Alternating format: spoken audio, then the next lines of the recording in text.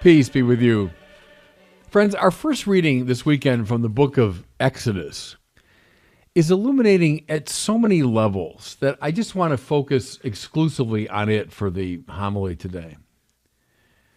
We hear, in those days, Amalek came and waged war against Israel. Now, on the surface, this is a report of an ancient war, or to be really more honest, kind of a tribal dispute between two minor peoples. Were it not for the Bible, Amalek and the Amalekites would be known, maybe, to a handful of specialist historians of the ancient world. So here's the question. Why should we care about it? Why are we paying particular attention to this reading? Well, read with a sensitivity to the multivalence of the biblical text, this report clues us in to the spiritual warfare that always obtains in a fallen world. Let me just say that again to you. This report of the ancient battle with Amalek clues us in to the spiritual warfare that always obtains in a fallen world. So, Israel in the Bible stands for the ways and purposes of God in the world. Amalek, like Egypt, Philistia, Assyria, Babylon, Greece, and Rome, stand on this symbolic reading for those forces that stand opposed to the ways of God. Now here's the bottom line. Israel is always in a war. And that's true from beginning to end of the Old Testament. So, we who strive to walk the path of the Lord will always be in a war. Not usually, not for the most part, always in a war. Now, sometimes with very visible opponents, sometimes, frankly, with invisible ones. The spiritual life is not a walk in the park, and we should not be deceived on this score. So think about it for a second. Who would Amalek be in your life? I don't know, maybe it's someone who's jealous of you and is trying to block your good work. You know how frustrating that is? You're doing something right, good for the Lord, but there are people around you that they don't like you, they're jealous of you, and they're actually getting in the way of what you want to do.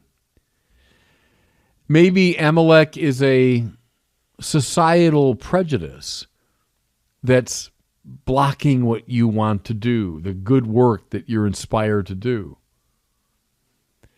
Maybe Amalek is an entrenched attitude, an institutional obstacle.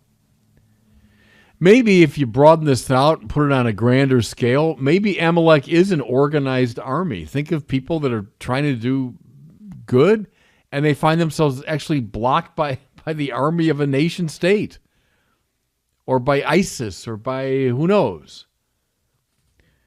Maybe Amalek is just some jerk who's making life hard for you. And mind you, if we're biblical people, behind all those things, there could well be a dark spiritual power. Okay, the point is, expect a battle when you walk the path of Christ. Remember years ago, a very wise teacher of mine said, the road to healing is always blocked. I think that's right. Not sometimes, not usually, always. In a similar way, fighting the good fight will always be, a struggle. Okay. The reading goes on to speak of Moses, Joshua, certain picked men, and the entire nation of Israel. It shouldn't be too much of a stretch, and the church fathers read it this way, to see this as an anticipation of the church, of the new Israel, as Paul called it, which is hierarchically arranged and marked by a variety of tasks and ministries. It's true, isn't it? Moses, Joshua, certain men, entire nation. Well, so it goes in the church, and it might run counter to our kind of deep egalitarian impulses, but it's just the case in the life of the church, and it shouldn't bother us. Within the mystical body of Jesus, there are different roles of service. Okay, so whom does Moses stand for? Well, I think you say Moses stands for the top leadership. Those who direct the battle from the highest point of vantage. That's why, he's standing up on a mountain, which until very modern times was the preferred locale for a military commander. That's where the commander wanted to go, was up to the heights so he could see the whole battlefield. Think of Napoleon doing that, Robert E. Lee. Go back to ancient times. Julius Caesar did that.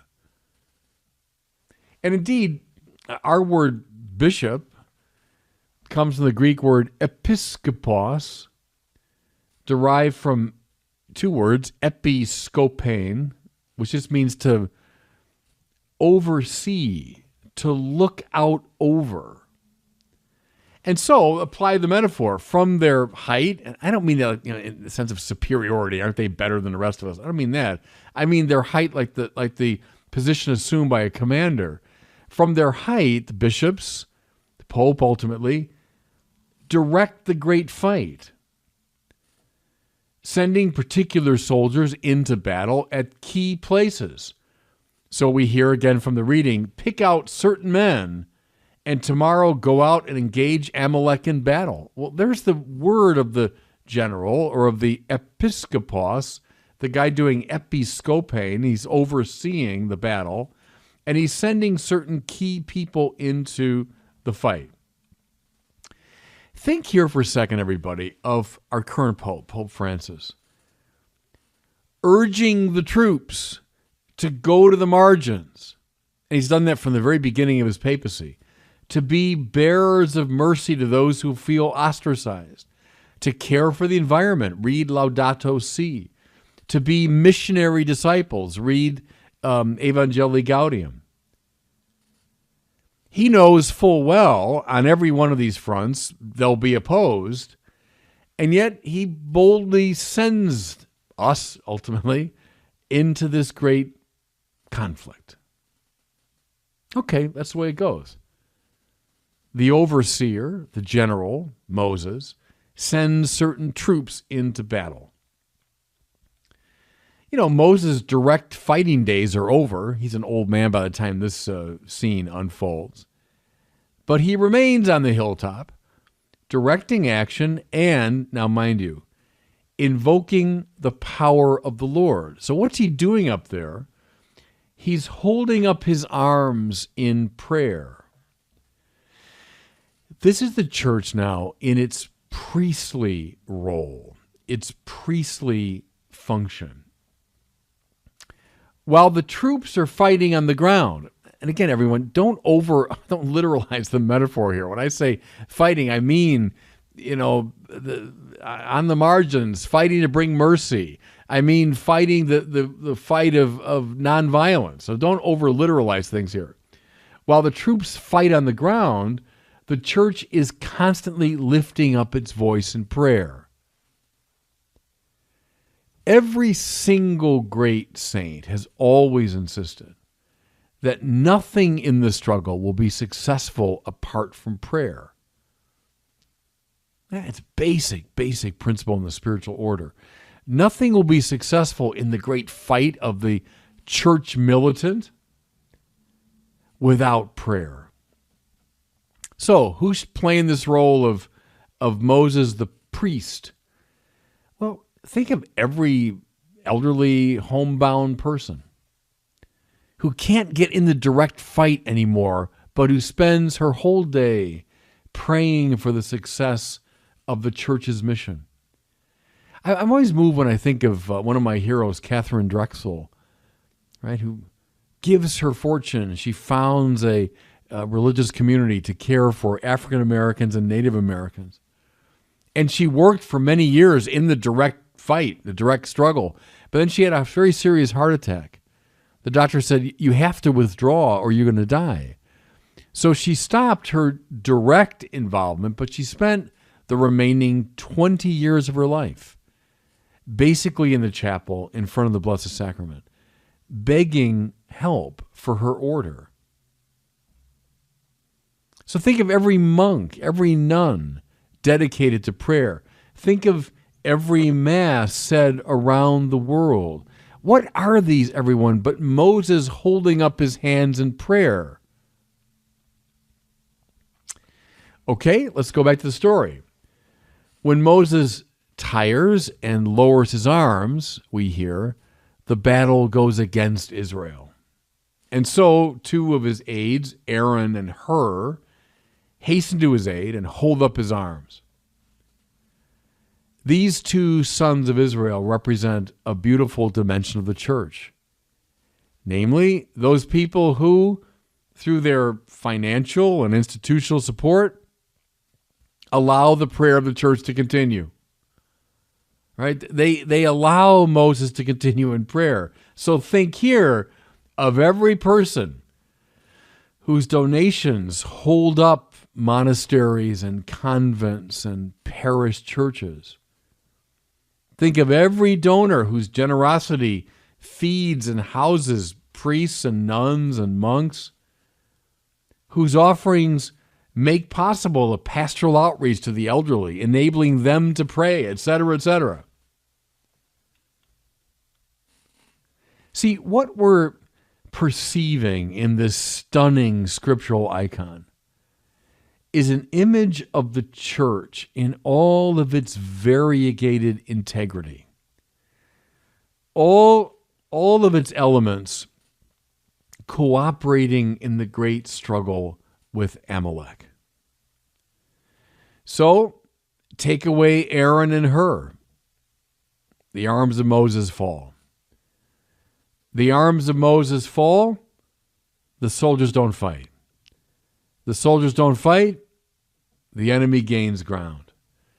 All these elements are linked together in this common work of the church.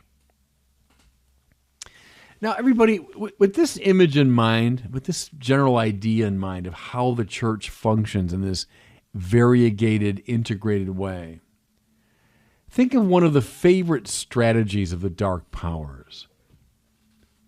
Namely, to set the church at war with itself, so that one dimension resents the work or status of another. You know, let's say you're in the direct battle. These people, just making donations, or these people in monasteries praying. I mean, look, I'm the one out here in the fight. Yeah, but man, without those other people, you won't be in the fight. Or maybe it's a spiritual pride. It says, here I am in the monastery. Here I am at Mass, and I'm playing the central role. Well, you're playing a very important role, and you're holding up the battle. Who's up, who's down, who's more important, who's playing what role? Who cares, finally?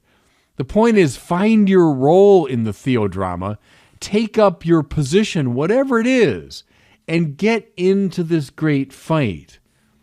Because it's been true now for thousands of years, true today. The battle with Amalek is far too important. And God bless you.